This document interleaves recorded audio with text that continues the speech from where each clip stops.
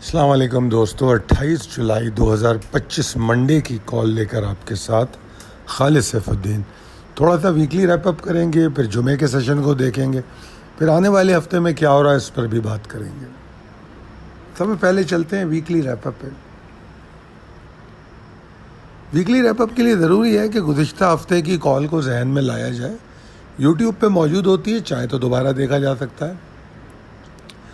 पिछली वीक की कॉल में एक बात ये बताई गई थी कि मार्केट में थकावट नज़र आती है, वो एग्जॉस्टिंग साइकिल में दाखिल हो रही है और जो एक वर्टिकल बुलिश चैनल चल रहा था उससे वो बाहर निकल के साइडवेज चैनल बनाने की कोशिश कर सकती है।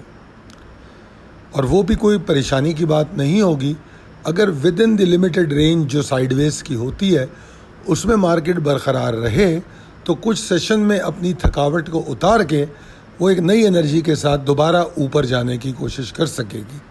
और अगर वो अपनी थकावट को कम नहीं कर सकी और निचले लिमिट को तोड़ दिया तो फिर मार्केट में प्रॉब्लम होगी। और निचली लिमिट जो उसकी थी वो 138.55 और 137.797 का एरिया था जिसको तोड़ के करेक्टिव फेज़ में दाखिल होना था और मार्केट को कम से कम 138.955 के ऊपर अपनी ट्रेडिंग जारी रखनी थी। गुज़िश्ता हफ्ते हमने देखा कि बुल्स और बेयर के दरमियान एक कशमकश जारी रही। कोई वाज़ेह सिमत वो बयान नहीं कर सके या साबित नहीं कर सके। नतीजतन इंडेक्स सिर्फ 610 पॉइंट के इजाफे के साथ बंद हुआ। बहरहाल इजाफा मामूली है मगर इजाफा है। साथ में हमें वॉल्यूम्स की कमी भी देखने को मिली और ये सारा कुछ इसलिए हुआ कि मार्केट में एग्जॉशन के असरात नुमायां थे। फिर बीच में 139,380 को एक पिवट पॉइंट लेवल बताया गया कि इस लेवल को मरकज़ी लेवल समझा जाए और मार्केट इसके ऊपर सरवाइव करे तो ठीक है। और फिर मार्केट उसको भी बरकरार नहीं रख सकी। गो के मार्केट उसके आगाज़ एक्साइटमेंट के साथ होता रहा मगर सर्वाइवल ऊपर नहीं हो पाता था और मार्केट जो है एग्जॉर्शन में रहती थी। अगर हम बुध देखें, जुमेरात की मार्केट देखें, फिर अगर हम वीकली क्लोजिंग देखें तो अभी भी मुस्बत तो है क्लोजिंग। बेशक इजाफा मामूली रहा, वॉल्यूम्स कम रहे, मगर यहाँ पर एक बात ये भी देखी जा रही है कि मार्केट ने कोई बहुत बड़ा लॉस अभी तक नहीं किया है अपने नए हिस्टोरिक हाई से। अगर आप साइज़ ऑफ द मार्केट को देखें, लॉस नहीं किया है मगर इसमें कई स्टॉक ऐसे हैं जिन्होंने गिरावट अच्छी खासी ले ली। तो व्हाट डज़ इट मीन कि इस छोटे से एग्जॉस्टिंग साइकिल में बहुत सारे स्टॉक्स ने प्रॉफिट टेकिंग भी कर ली और नए स्टॉक चलने के लिए तैयार भी हो गए। और आप ये भी अगर देखेंगे तो पिछले हफ्तों में जिस तरह हमने कहा था कि ईरान इसराइल सीज़ फायर के बाद मार्केट वर्टिकल बुलिश चैनल में चलती हुई 24,000 कुछ पॉइंट ऊपर लेकर गई मार्केट को, तो उसके बाद एक कुदरती सिचुएशन होती है कि मार्केट को सांस लेने के लिए कुछ जगह चाहिए होती है और साइडवेज ट्रेंड जो होता है वो दरअसल इसी काम में आता है। इसको हम कंसोलिडेशन फेज़ भी कहते हैं और इसको हम ब्रीथिंग टाइम भी कह सकते हैं। और दरअसल अगर इसकी सही मानों में तारीफ़ की जाए, डिफ़ाइन किया जाए इसको, तो मार्केट के दो मेजर ट्रेंड होते हैं, तेज़ी या मंदी। तेज़ी और मंदी के बीच में जो एक मुख्तसर वक्फ़ा आता है वो आम तौर पे साइडवेज होता है। तो मार्केट बेसिकली उस साइडवेज ट्रेंड में हमें पिछले मेरे ख्याल में 18 जुलाई से हमें उसके अंदर ट्रेड होती हुई नज़र आ रही है। फॉरेन इन्वेस्टर्स को देखें तो वो माल बेचे जा रहे हैं। इस हफ्ते ज़्यादा बेचा पिछले हफ्ते के मुकाबले में। लोकल फंड्स की बाइंग थी, पिछले हफ्ते के मुकाबले में कम है, तो वो वॉल्यूम भी कम है। इवन लोकल इन्वेस्टर्स की भी जो बाइंग है पिछले हफ्ते के मुकाबले में कम है। अगर हम मंथली नंबर्स अब तक देखें तो फॉरेन फंड्स के नंबर थोड़े परेशान कुन हैं, मगर उससे कोई फ़र्क नहीं पड़ता। हम जनवरी से तसलसल के साथ फॉरेन सेलिंग देख रहे हैं अब तक जुलाई तक, और मार्केट हमारी 1,40,000 तक चली गई। तो लिहाजा ये कोई इंडिकेटर नहीं है फॉरेन सेलिंग होने से मार्केट पे कोई बड़ा असर पड़ेगा। मगर बहरहाल उसकी अहमियत अपनी जगह बरकरार रहती है, तो जिसकी वजह से इसको डिस्कस किया जा रहा है। ओवरऑल मार्केट 2052 पॉइंट में मूव हुआ, 610 पॉइंट इजाफे के साथ ये हफ्ता क्लोज़ हुआ। मगर ये 610 पॉइंट बनते कितने हैं? 0.44%। वॉल्यूम 19.46% नीचे आ गया। अब हम आ जाते हैं अपने रैप अप सेशन पे।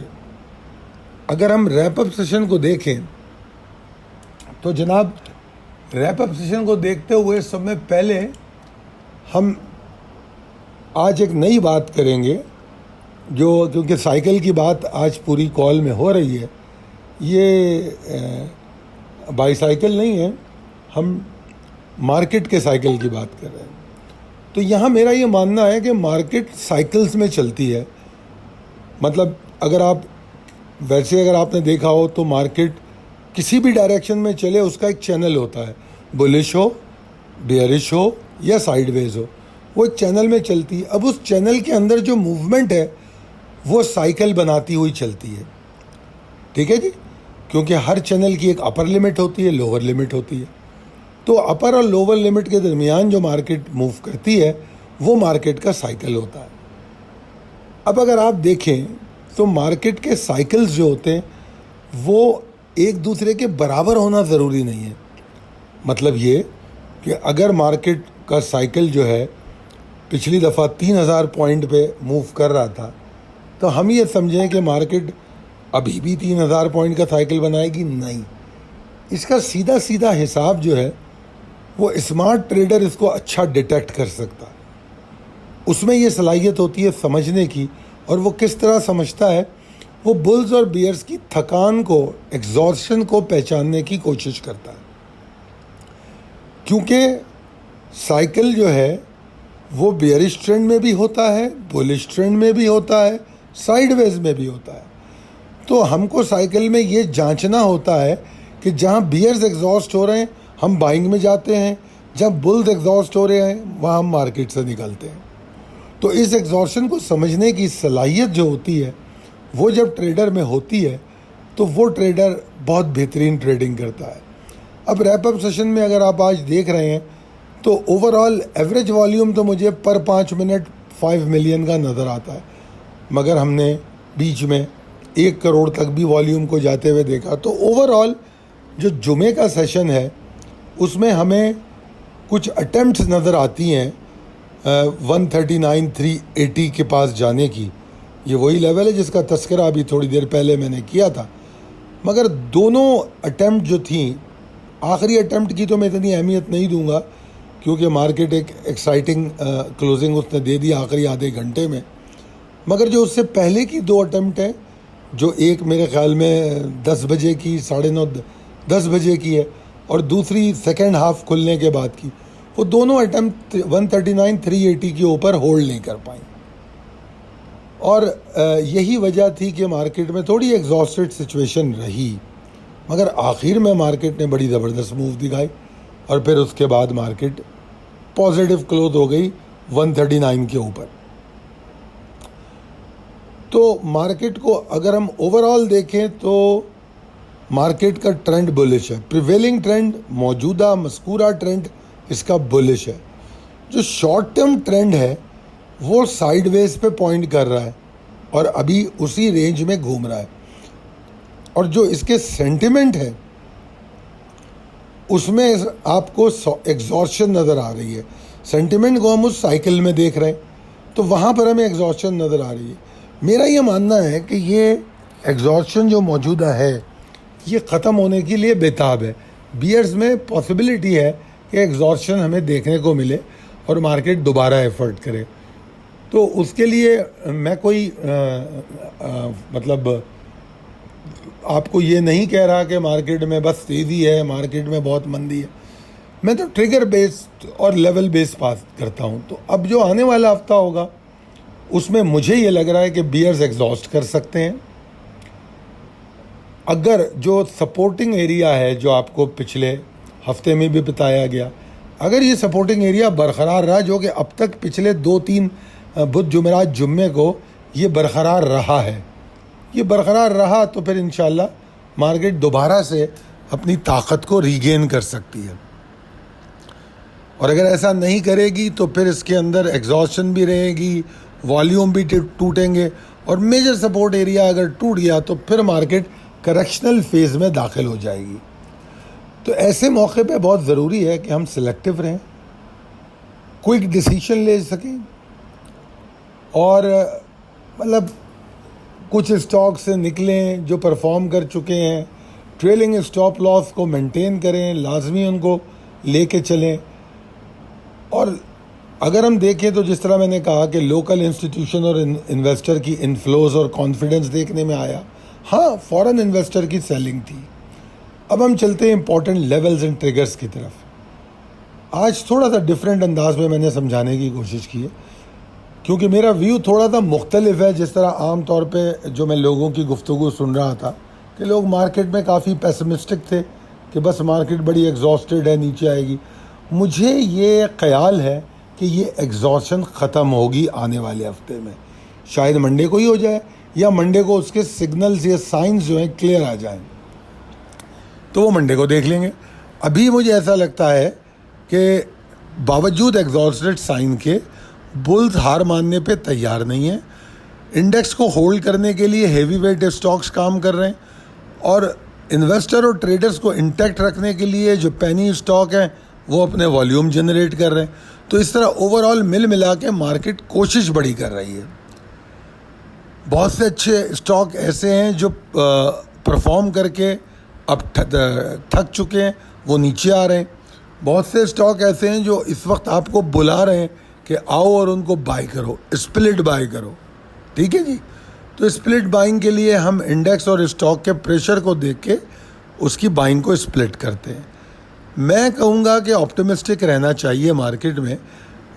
मंडे को अगर 139,380 के ऊपर मार्केट है, और ऑब्वियसली 140,095 के ऊपर अगर मार्केट रुक गई तो फिर मार्केट न सिर्फ वॉल्यूम रिगेन कर लेगी, मोमेंटम भी उसका आपको बढ़ता हुआ नज़र आ जाएगा, जिस तरह पिछले हफ्तों में हम देख चुके हैं। रिस्क मैनेजमेंट के हवाले से बात करें तो 139,380 उसी लेवल के को अगर होल्ड नहीं कर पाती है तो वीकनेस आ सकती है, थकावट, कमज़ोरी, वॉल्यूम में डिक्लाइन। मगर ये कोई मंदी का पेश ख़ैमा नहीं होगा, क्योंकि मंदी जो है वो आपकी वही लेवल है 138.55, 137,760। मंदी तो नहीं जिसको मैं करेक्शनल फेस का नाम दे रहा हूँ, 138.55, 137,760। मगर यहाँ पर मैं ये आपको बात कर रहा हूँ क्योंकि मार्केट अपने शॉर्ट टर्म बॉटम्स को ट्रेल करती हुई ऊपर जा रही है। तो मेजर सपोर्टिंग एरिया तो वही है 138.55, 137,760। मगर यहाँ पर 138,775 और 138,645 का जो एरिया है, ये मार्केट को होल्ड करना चाहिए। अगर मंडे को मार्केट को डिप लेके भी रिकवरी लेनी है तो ये लेवल सिक्योर रहना चाहिए।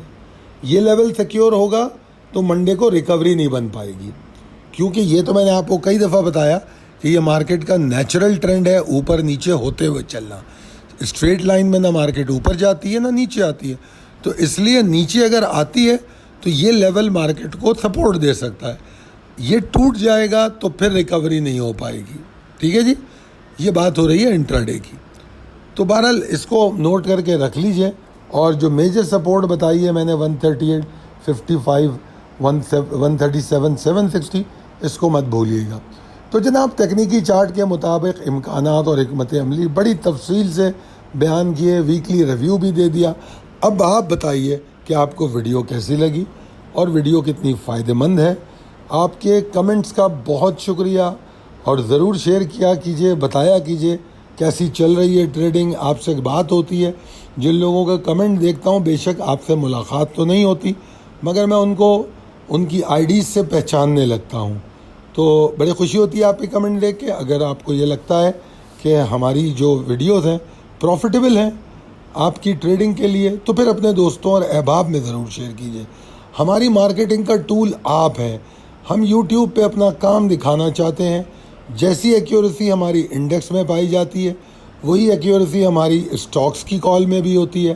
Crude oil, gold, silver, crypto, Nasdaq, S&P, forex pair, जाहिर बात है वही स्किल है, वही तरीक़ेकार है हमारा एनालिसिस करने का टेक्निकली, तो इंशाअल्लाह ताला आपको वही एक्यूरेसी आपको हर जगह मिलेगी। बहुत शुक्रिया वीडियो देखने का। अल्लाह हाफ़िज़।